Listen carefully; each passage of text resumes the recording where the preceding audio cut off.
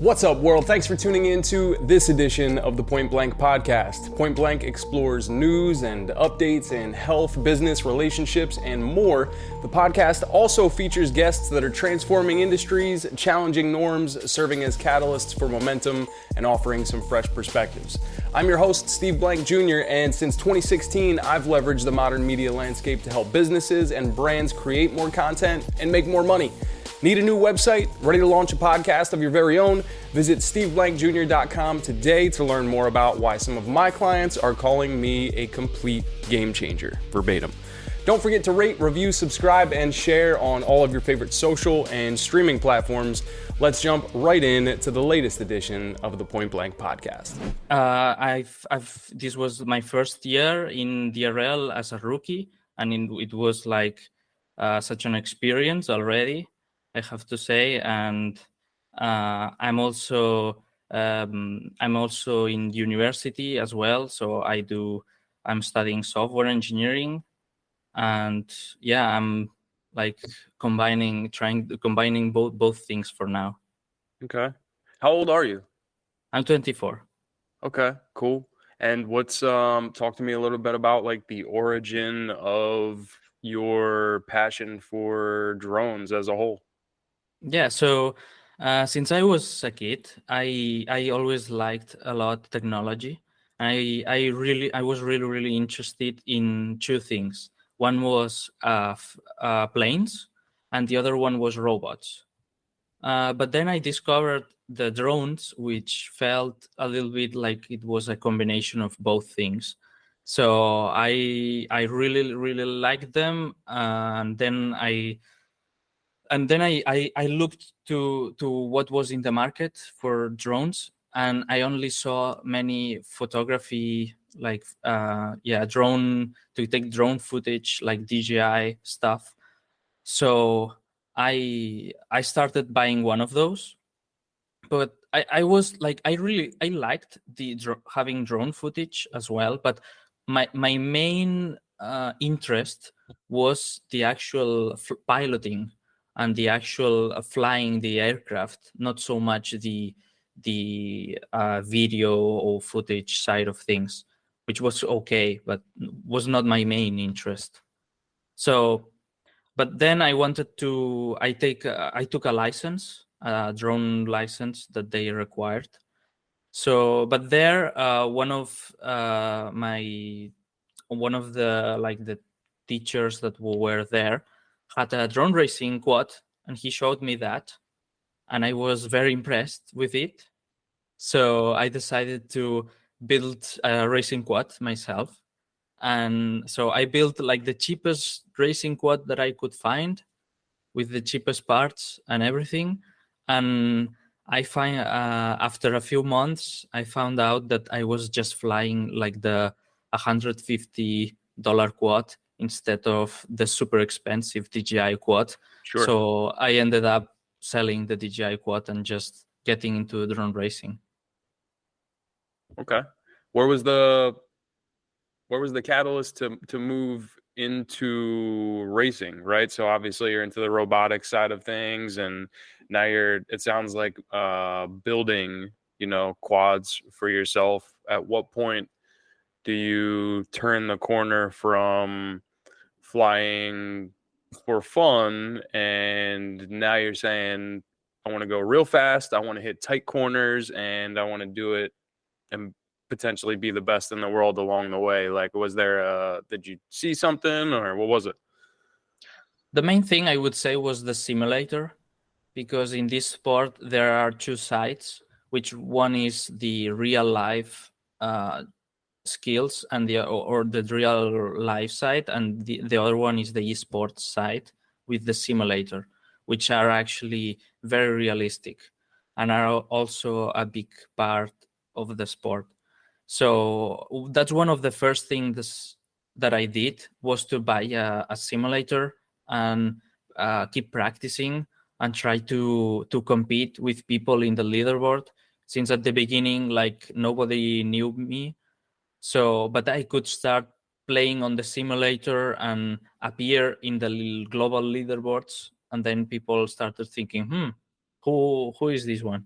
this guy. And then I saw that I could compete with the top 10 list at least in the global leaderboards in simulators.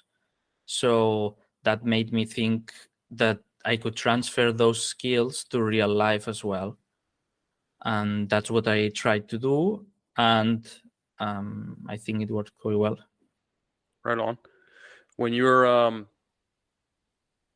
not in competition, are you using the simulator as training, or do you train real life in the off season, so to speak, or is it a combination of the two? How do you train?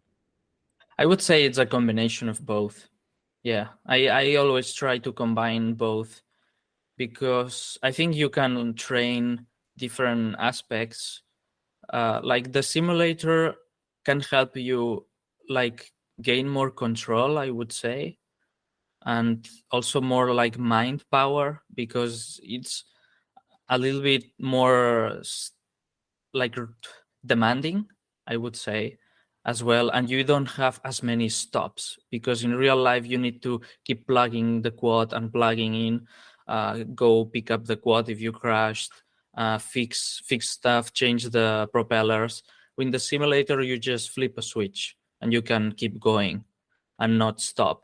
So Gotcha. that ends up being a lot more demanding mentally. And I think that you can train that in the simulator. But then if you only do simulator, then when you go to real life, you are not really used to the physics. It's like you need to transfer what you learn from one place to the other. Sure. So would you say like 50-50 would be ideal between Uh, simulator and real life training? like, or what do you mean? In the amount of time 50-50 in I terms of spent, like or if you had 1 week to train before the next event, would you spend half of the time doing each of those things, or would it be like 60% or and 40% for the other one? What do you think? well, it depends. If the tournament is real life, probably the week before I'm doing like 90% real life and 10% simulator. But if the tournament is esports, then I only do simulator, probably the week before. If I don't have a tournament, I would say I would do 50-50, more or less, depending on how much time do I have. Because in real life there is the extra like effort that you need to do to set up the track, go to the airfield, uh, charge the batteries. Maybe if I don't have that much time, if I only have an hour or two, I can just like turn on the simulator and spend the entire time practicing. So it depends on the tournament that I have, and also the amount of time that that I'm available currently. Gotcha. And so in that same example, 1 week's training, few days go by. Now it's the day before the competition or before the race. Is there, all drones aside, anything that you make a part of your routine for the day of or the day before a competition? I'm thinking more in terms of like everything from superstitions to like, is there something maybe that you think about doing to take care of your mind or take care of your body? How do you prepare, all drones aside? Yeah, one thing that I have noticed is the sleep. At least for me, I noticed that having, especially in the drone racing tournaments, even if it's esports or real life, having like a good amount of sleep the day before the tournament helps a lot.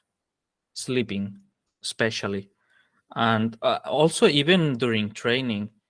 I think that when if I train on a track, for example, and then I try to improve my time non-stop, if I like stop and then I sleep and come back the next day, I can like extremely quickly get to the time that I was before and start improving again. If I don't like stop and I keep going without having sleep, it's way more difficult for me. It's actually, it's quite interesting, to be honest, but it's the most, I would say, one of the main things that I have noticed, and it's quite consistent. I can't help but to think about, I mean, obviously one, you're recharging and recalibrating, and that's helpful to your performance. I also can't help but to think about this idea that people float around about, like, your your brain is still trying to solve your life's problems while you're asleep. You know, it's Yeah, still processing your day and its experiences and all of that. So there's something to be said about maybe your brain made progress without you, kind of, right? Like while you were asleep yeah, yeah, and you return yeah, yeah, to the competition or to practice, and suddenly the thing that you were missing yesterday just comes yeah, naturally, right?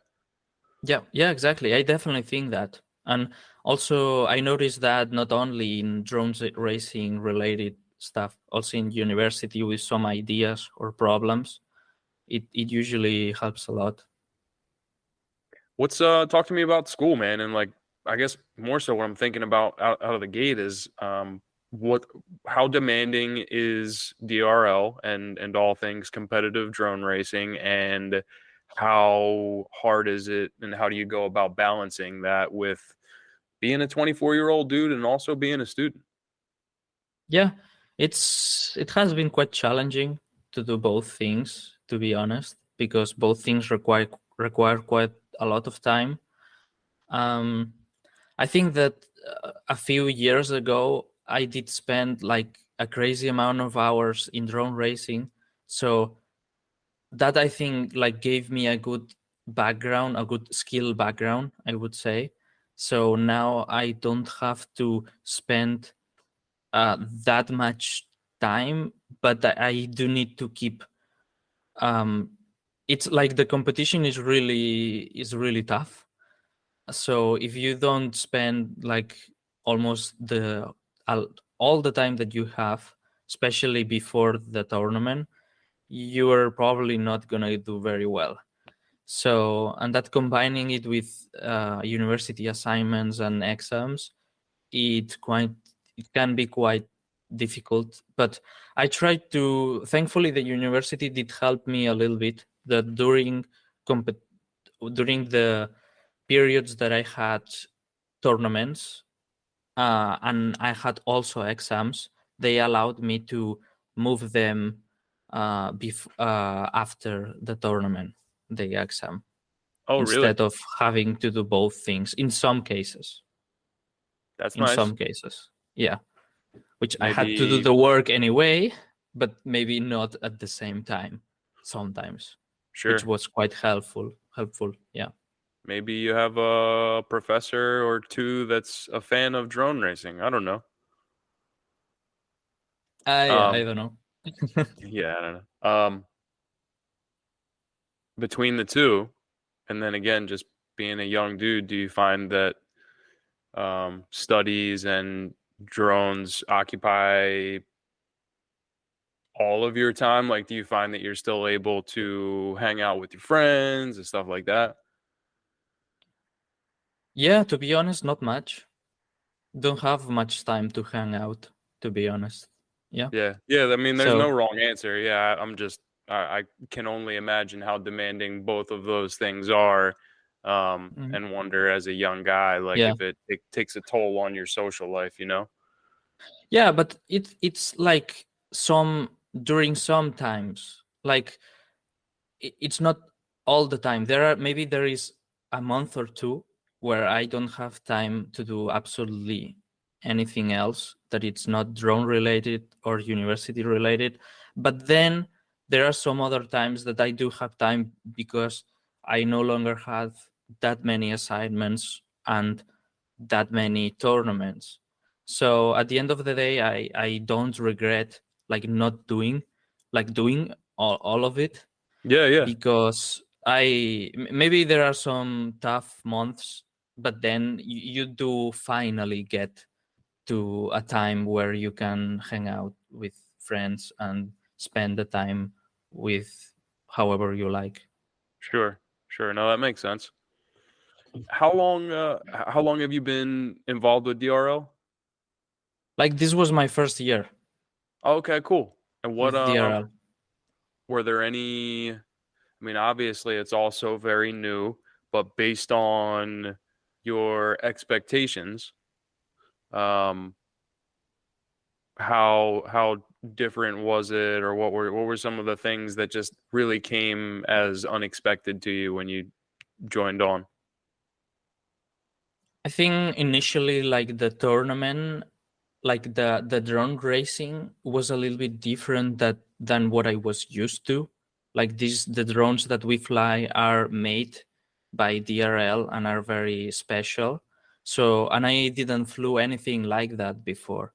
So I had to do a lot of training again to get used to this new technology. And also I've never been into a tournament with where like all the 12 pilots are like uh, champions of their country, like which you maybe you even do like crazy good and you get last. It can definitely happen. Like many times the pilot who got absolutely last was flying pretty well. So um yeah, it was quite unexpected at the beginning, but I think that I did learn a lot from the different tournaments that we did, and I really enjoyed the experience. Yeah, absolutely. How do you in such a highly competitive environment, right? Guys, the best in their nation all come together to sit on the same stage and compete. What are you doing to keep calm and keep focused as best as possible in the moment on race day? I think like just yeah. Also, a big since all of the pilots like do know each other. We are like hanging out all the time, and I think that helps. And also just focusing on yourself, and to be honest, when I sit on stage and I start maybe I'm quite nervous when I'm like before starting to fly, but once like the tone starts and you start flying the actual drone, like you don't like I need to put like all my mental energy into trying to fly as fast as I can. So I don't have any remaining energy to like put me even more nervous. Although in some situations where the crowd starts like shouting and it's a really tight situation, you tend to get very nervous. But yeah, overall just like focusing on what you're doing and not overthinking stuff. Yeah, no, that's a great point. I mean, what you're doing is require demands such attention for a relatively short period of time that um, if you're doing it right, you shut down everything else around you and it doesn't exist for a few moments. So whether it's your competitors and their attitudes or animosity, or whether it's the people in the crowds, or everything in between, you almost have to kind of create an environment where nothing but you and that drone in this race exists. For how long does it last? Well, the an actual race, Yeah, yeah, maybe around a minute and 20 seconds at most, a minute and 10 seconds it feels like two each. hours in your head, or does it feel like it flies by? Yeah, it definitely feels longer. Yeah. Yeah. Yeah, yeah. Can you I don't know what you did last time to adjust the Oh, to camera, focus do like the another, yeah. whatever trick you did Yeah, last time, it I worked. think it's just I get like out of center, so it starts trying to focus something else. It's Trying a to little bit find. better Oh, okay. now. Oh, like yeah, There you go. I think it's better. Yeah. You just trick technology, man. Yeah. Talk to me about the pilot handle. The origin of that. First of all, you guys all get to pick those on your own. Yeah. Where does that come from for you? Singularity. So yeah, at the beginning, I remember thinking about a ton of names and trying to decide. So I really liked, first of all, I really liked the word, just the word, the singularity, but also the meaning that was behind it. Some people think that it is like black holes, like the singularity that you cannot pass if you want to exit, but it's not about that. It's about it references the fact that one day the AI technology, as we are seeing, will be smarter than humans. So that point is called the singularity because we don't know what's gonna happen.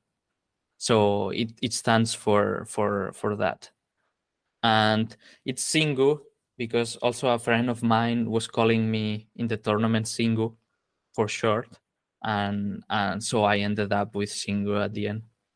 I like that. Save some space on the jersey too, you Yeah, know? yeah, as well. Yeah. So what I mean, shoot, if that's been that relevant for you for such a long time and it's that meaningful to you, I'm sure you have thoughts. Like, talk to me about um the current state of AI and how you're seeing it used, whether it's for business or creative or racing, for instance. What's got you excited in the world of AI today? Yep. So since I'm doing software engineering, we are seeing a lot in university, like the use of these AI tools that can make so much stuff. Like they really need to change the assignments and education itself because now you can just ask it to do so many stuff. Even and especially the software engineers are the ones who we are seeing this like more closely because when you we have tools that when you we are programming it makes suggestions and it's getting even better and better uh, like every week, and it's getting to the point that if this thing keeps improving, like it will do like the entire project by itself at the end. So and it's looking like this is just gonna improve. So um yeah, I had that thing very clear since a long time ago, well, a few years ago, but we are actually now really seeing it in our everyday lives. How do you or how does education combat that, right? So I understand that AI content generation exists. I can go to Chat GPT and say, write me a 2,000 word thesis essay on XYZ. And then I can take that content and bring it to, I don't know the names of these, but I've heard that there are like third party entities where you'll paste that content in and say, like, humanize this so it will restructure AI generated content, um, which I would assume makes it that much more difficult for these scanners to detect, right? So I'm kind of all over the place, but you know that in education, especially, there are tools to check a paper, right? Somebody submits a project and you can scan it and say, you did this on Chat GPT, you get an F, right? But then there are tools that will take AI generated content and recontextualize it before they submit it. Um, how does education keep up with that?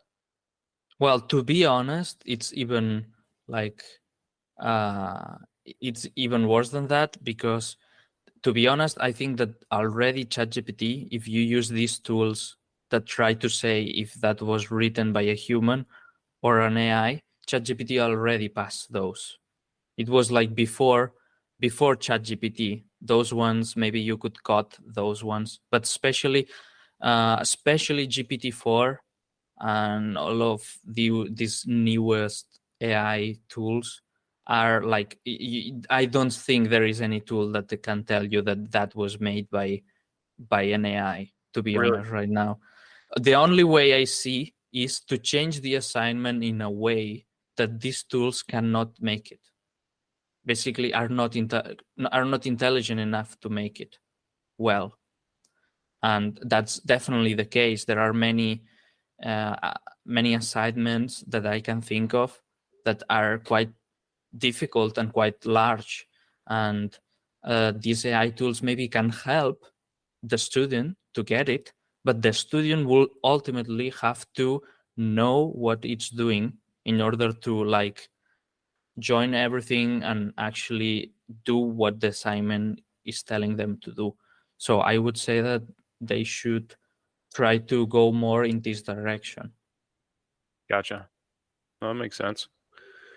Do you have any information on the upcoming season, like the upcoming race DRL? No, I actually don't. Yeah, that's all right. Yeah, I don't know. Right now, I don't know anything about Yeah, that. Yeah. you just waiting to hear from them. Yep. That's cool. How does it operate? And I'm not looking for details, but I do wonder, and like people have been asking me as I talk to more people in the field, they're like, how does that league work? Like you guys fly out of the country to perform, or these races come up. It's big money, it's TV, it's NBC, big ad dollars. Do you guys get, like, are you contracted with DRL? Do they pay you like other people pay professional athletes? And I don't mean like do they pay you millions of dollars. I mean like do you get paid to do what you love? That kind of stuff? Yeah, we do have a contract with them, but yeah, they don't as such. They tell me to that I cannot talk about what about the contents of the contract. But yeah, it basically they do a contract with each pilot. Yeah. Sure, yeah, and that's why I say like I don't want any details around the contract or terms or anything like that. I guess at the highest possible level, are you capable of telling me whether or not DRL pilots get paid or not? I'm not sure if I can tell that, yeah. Okay. Because that's in the contract and I can talk about the contract. Right. So so Yeah. I just want to be in the safe side. Yeah, no, I guess that makes sense. Yeah, and I don't mean to pry, but my like I love what you guys do and I have for years. Um I'm a business person though, so I think about the business around all of the things that we find interesting. And so I work with a lot of personal brands. So whether it's like a rapper or a real estate agent or anything in between, there are a lot of businesses that are based around an individual. And so I looked at DRL similar to Formula One racing and NASCAR and professional golf. These are all single player sports where there is no team. And because of that, each individual, like people love golf, right? But so many more people know and love and are interested in Tiger Woods that it brings more attention to golf. Or in Mhm. NASCAR, there's a guy, Dale Earnhardt Jr. is like an example I use where people like NASCAR, but people love Dale. And because Mhm. of that, it helps NASCAR, right? So I've been thinking that for a long time about you guys, about like, how do these guys create infrastructure around them? I'm thinking, i.e., through like content creation, like social media, YouTube, podcast, Twitch, whatever. How do guys like you create the type of connection with the community that sells more Singu jerseys, puts more people in the seats, gets, more requests for you to come, I don't know, speak or whatever it is. So just finding ways to unpack all of the awesomeness that like the individuals bring to the league and build a world around that too. I'm sure that stuff's crossed your mind too, right? Yeah. Yeah. No, I actually think that in general in DRL they do an amazing job at everything. Like especially like meeting all the employees. Like I did get along very well with everyone. and I thought that everyone was like very like hardworking, and that I don't know, that everyone was doing a really good job in all the departments. And I think that having the combination of all of these is definitely giving them a lot of success. Absolutely.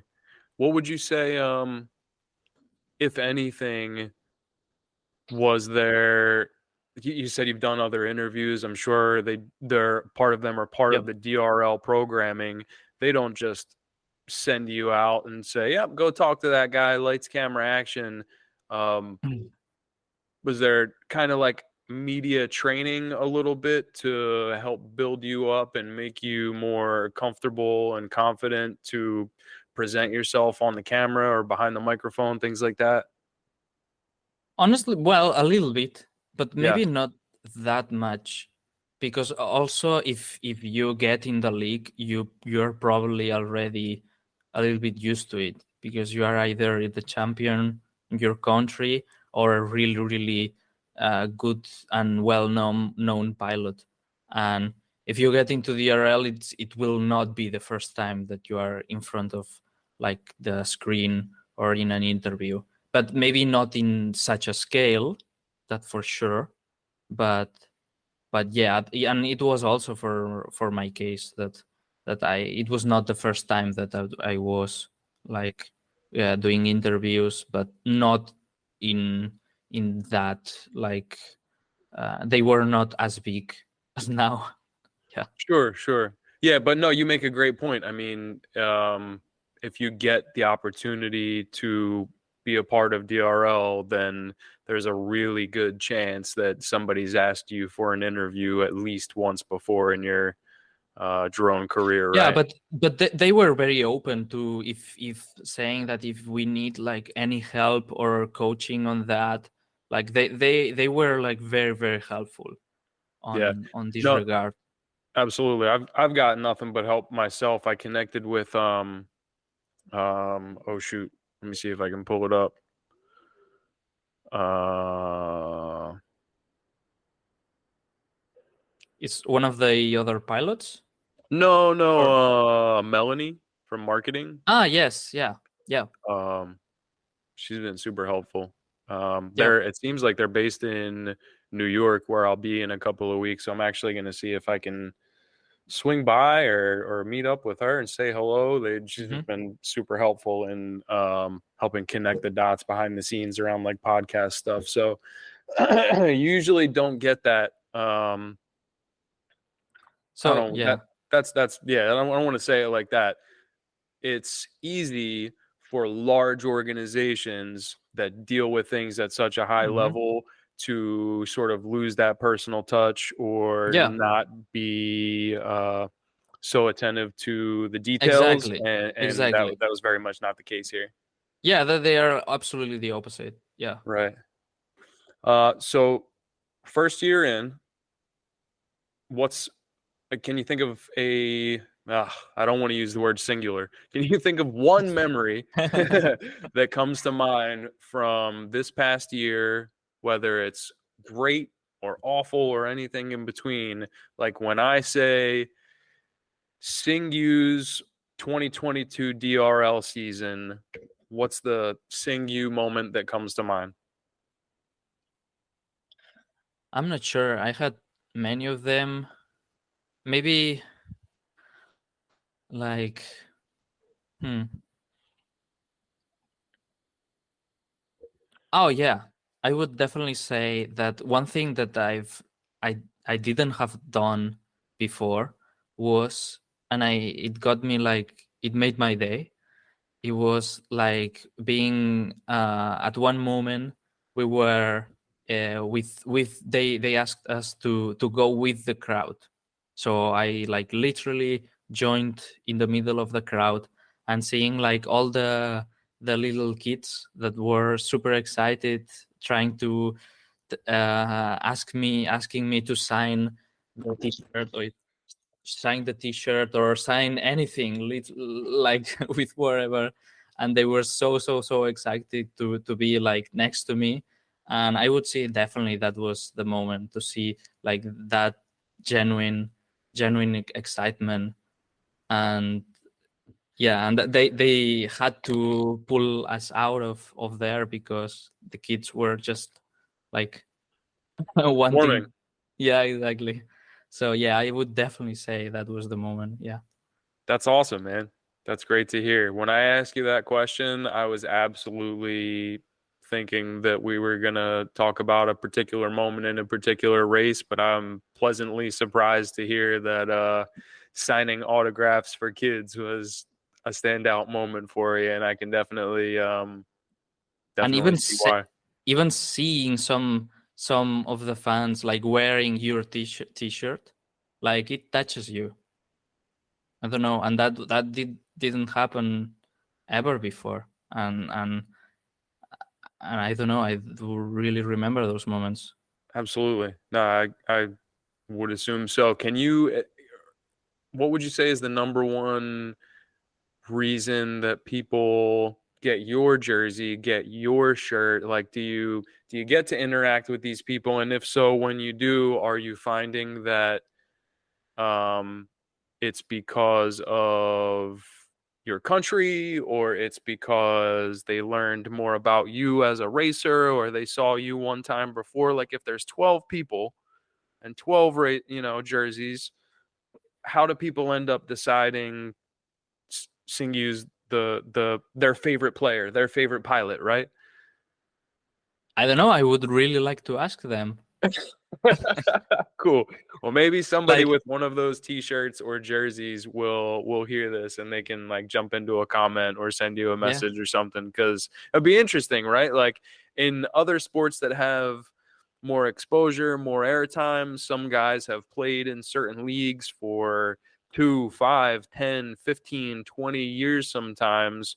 So they get to establish like a connection with that one player, and they're like, oh, I like that one person, I ride with them now, type thing. And so in a new and rapidly evolving landscape of DRL, I do wonder where that comes from. And I'm not surprised that you don't necessarily have the answer. So it's all good. no, Um, and it was a genuine surprise because I was not expecting it. Since like I was like in the other side of the world, like different than it was in my country, that the tournament. And I don't know, I was not that known there really. So it was a surprise to me, a really great surprise. it's humbling. It probably makes you want to work that much harder, I would guess. Yep, You know, you get moments definitely. like that. Like, I remember I went to an event and somebody said, "Oh, you're from," I had like a logo on my shirt, and they were like, "Oh, you're with them? You're with that podcast?" And I say, "Yeah." They were like, "Oh, my sister in New Zealand, they listened to that. She just sent it to me." And I'm from the East Coast, USA. I'm from Philly. I live in Florida now. This was an event in Los Angeles, and somebody told me that their family in New Zealand was listening to our program, and I was like, "Oh wow. This is it's bigger than me, so to speak." And so, like, it's still you, but it's now um it's bigger than you. I almost want to tie it back to that singularity, that like singular consciousness that we all kind of share, if you will. Talk to me about the future of DRL, man. Let's start with the short term. Let's talk about this coming season in 2023, whether it's for you or your comrades in the leagues as a whole. Um, what are your thoughts or feelings or expectations for the coming year? I think that it will be much bigger than this year. They will grow for sure. I think that the last tournament they really showed how good they can do tournaments and host races and like have such a big crowd and attention. So I think it was the by far the biggest drone race ever that has ever been. So I think they plan to keep growing and do like tournaments that like the season finale that they did, tournaments like that, but like not just one. like many. And yeah, I think that they will succeed. Right on. How about bigger picture? This is where we get to have a little bit of fun and forecast and just kind of guess. So let's talk about 10 years down the line. Let's make the assumption that, you know what, I'll make no assumptions and I'm going to leave it to you. 10 years from now, what does the sport of drone racing look like in America and across the world? I think it would be like uh, much more known. Like right now, like not many people, when you talk with anyone about drone racing, they think, oh, like what's this? Maybe they don't really know about it. So I would say definitely in the long term, I think that it's going to be something like Formula One, or I don't know, football or something like that, that everyone just knows that it's just one more sport. And and also I think that since it's so closely tied with technology, I think that we might see even more interesting things that will come out of this, like because these drones can like for example have like aerial uh, shows as well, and maybe with combination of autonomy, we might see not just drone racing with pilots, with drone racing with maybe AI as well. We'll see. 10 years is a long time. With the rate at which things are changing now, you're absolutely right.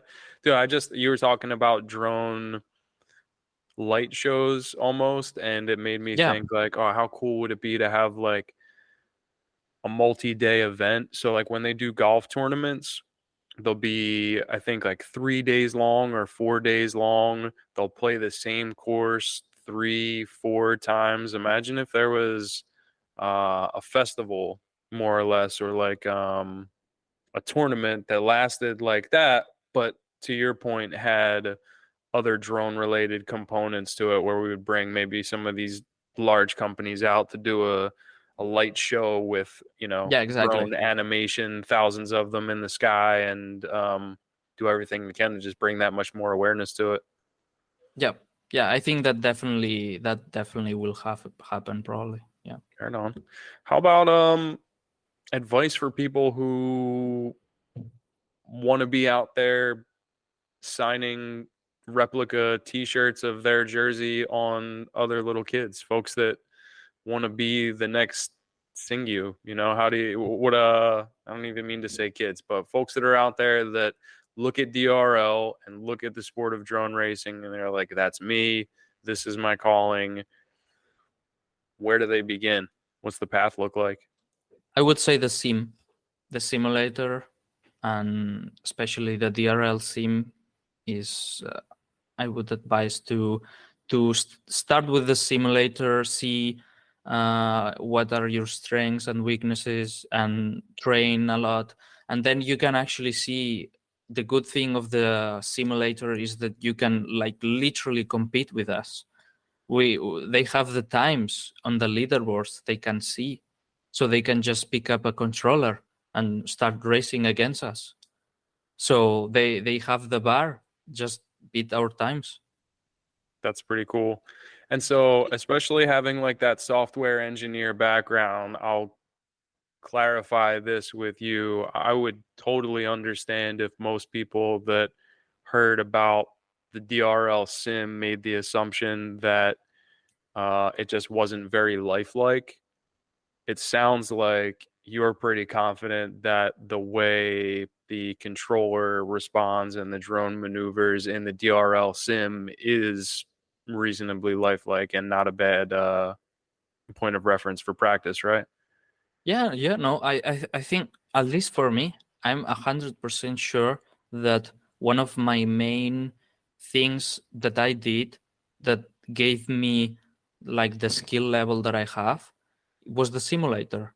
And also especially because if you start right away and just pick up a drone racing drone and just fly it, you're probably going to crash it, and then you will have to fix it. But if you spend like 10 or 20 hours before that on the sim, when you go to the real drone, you're not going to crash the drone.